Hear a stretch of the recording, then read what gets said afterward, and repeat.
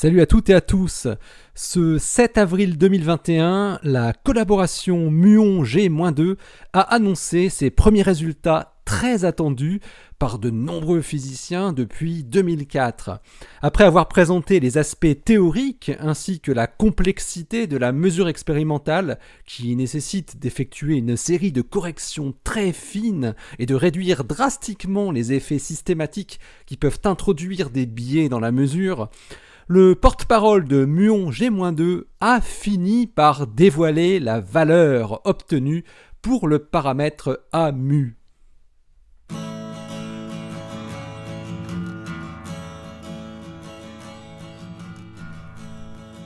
Astronomie, astrophysique, cosmologie, astroparticules. Ça se passe là-haut, par Eric Simon. La valeur obtenue par calcul à partir du modèle standard vaut AMU égale 116 591,810 10 puissance moins 8. Et la nouvelle mesure de Fermilab vaut AMU donc égale à 116 592,04 10 puissance moins 8.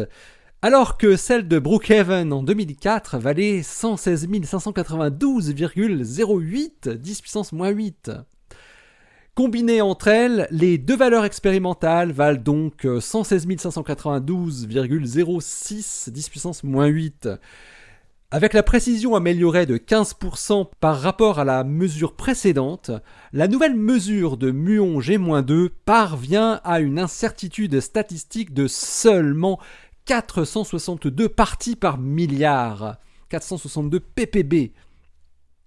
La valeur théorique calculée à partir du modèle standard a été déterminée par un consortium de 132 physiciens théoriciens nommé le Theory Initiative, dans un livre blanc publié l'année dernière. Mais des calculs sont toujours en cours par différentes méthodes et par différentes équipes. Et c'est justement aujourd'hui même que le journal Nature a eu la bonne idée et la très bonne opportunité de publier un nouveau calcul qui va à l'encontre du livre blanc du consortium Theory Initiative et qui trouve une valeur totalement cohérente avec les mesures expérimentales. Dans cet article, Borsani et ses collègues, qui se font appeler le groupe BMW pour Budapest, Marseille et Wuppertal, se sont intéressés au terme correctif du moment magnétique anormal qui est le plus incertain dans le modèle standard, en utilisant pour cela des superordinateurs et la méthode de QCD en maillage, ce qu'on appelle la lattice QCD. Les physiciens expérimentateurs de Fermilab vont avoir un peu de mal à avaler cette nouvelle évaluation théorique qui vient jusqu'à saper l'annonce de leurs mesures, eux qui ont mis près de 20 ans pour arriver à ce résultat. Le consortium Theory Initiative était au courant du calcul de BMW, mais ne l'a pas intégré dans son formalisme, car les chercheurs ont considéré qu'il devait encore être validé par d'autres groupes indépendants. Le consortium de théoriciens a été constitué à partir de 2016 dans le but de converger vers une valeur du moment magnétique anormal du muon avant que Muon G-2 ne sorte son premier résultat.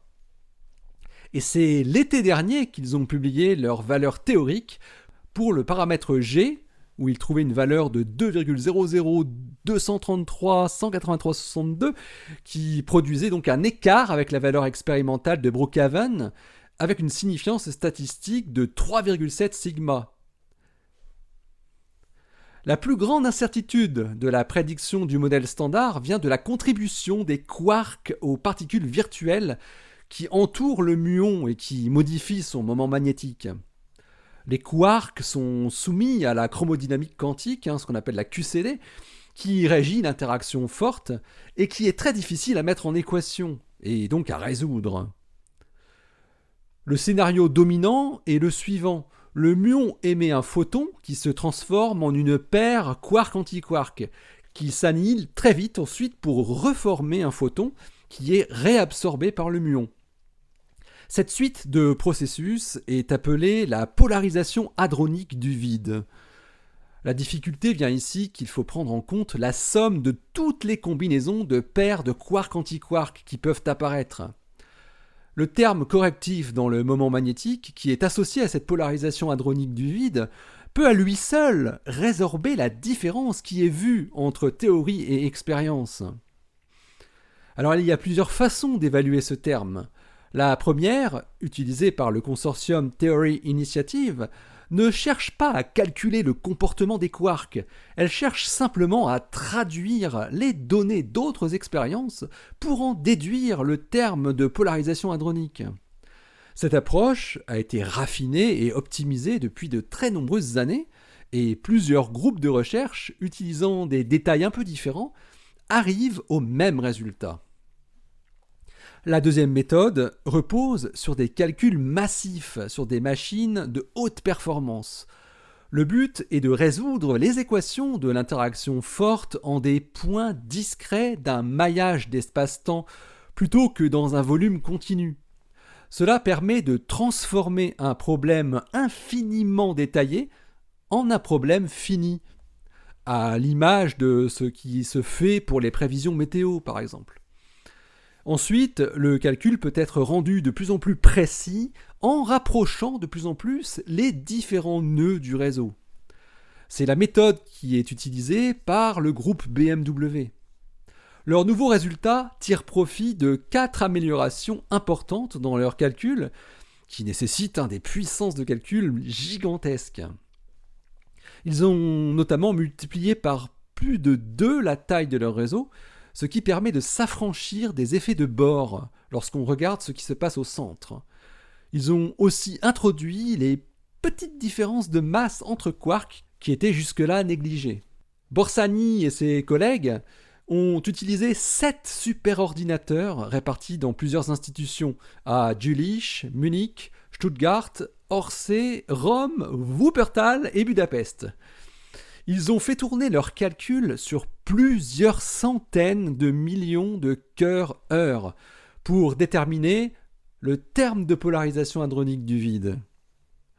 Alors leurs résultats avaient été publiés en février 2020 sur Archive, en prépublication. Mais c'est seulement officiellement aujourd'hui dans Nature, le jour même de l'annonce de Fermilab. Et on voit que le papier a été reçu par Nature le 2 août 2020.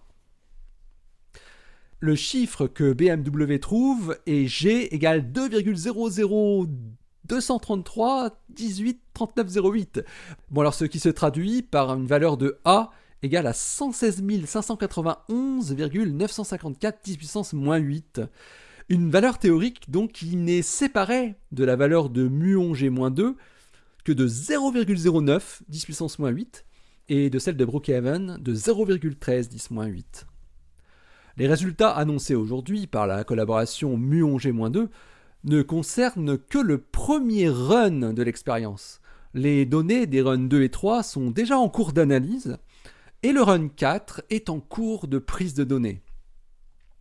Ce run 1, qui permet d'arriver à une incertitude statistique remarquable de 462 ppb, ne représente que 6% de ce que pourra produire muon G-2 en tout. La précision sur la valeur du moment magnétique anomale du muon ne pourra que se préciser davantage dans un futur proche, et probablement dès cet été, d'après ce qu'a annoncé le porte-parole de l'expérience. Il est par contre un peu dommage que cette annonce qui tend à confirmer de sérieuses possibilités de nouvelles physiques via la présence de particules non prédites par le modèle standard soit ternie par la publication opportune de Nature montrant que le calcul théorique serait erroné. Car il est tout aussi possible que le calcul numérique se trouve être lui aussi faux. Une source d'erreur a très bien pu être mal évaluée dans le calcul. Tant que ces gros calculs n'auront pas été refaits par d'autres équipes, le flou persistera. Du côté de la méthode du consortium Theory Initiative, les chercheurs estiment très improbable que les données utilisées soient elles-mêmes erronées, car elles proviennent de plusieurs décennies de mesures très précises sur 35 processus hadroniques. mais c'est leur interprétation qui pourrait éventuellement être trompeuse, selon les spécialistes. Il se pourrait par exemple que des interférences réduisent la probabilité des processus hadroniques qui apparaissent dans certaines collisions électrons-positrons, mais sans affecter par ailleurs la polarisation hadronique du vide au voisinage des muons. L'extrapolation d'un jeu de données à l'autre ne pourrait alors pas marcher. Mais la résolution de ce type de défaut pourrait aussi produire une nouvelle tension avec la valeur mesurée expérimentalement, renforçant le besoin d'une nouvelle physique. Alors on l'aura compris, les deux événements de la journée, l'annonce du premier résultat de muon G-2 à Fermilab et la publication du groupe BMW ne permettent pas de crier à la découverte d'une physique au-delà du modèle standard. Ils montrent plutôt le début d'une guerre entre théoriciens, qui aura été déclenchée par un résultat expérimental exceptionnel. Vous pourrez retrouver la présentation de la collaboration muon G-2 et de Théorie Initiative sur YouTube, et je mets la vidéo dans le blog, donc sur le www.saspacelahot.fr, que vous pouvez tout de suite aller voir. Quant à l'article du groupe BMW, il est paru dans Nature, donc cet après-midi, et il porte le titre Leading Hadronic Contribution to the Muon Magnetic Moment from Lattice QCD. Allez, d'ici la prochaine, portez-vous bien, restez bien les yeux vers le ciel et les pieds sur terre. Salut!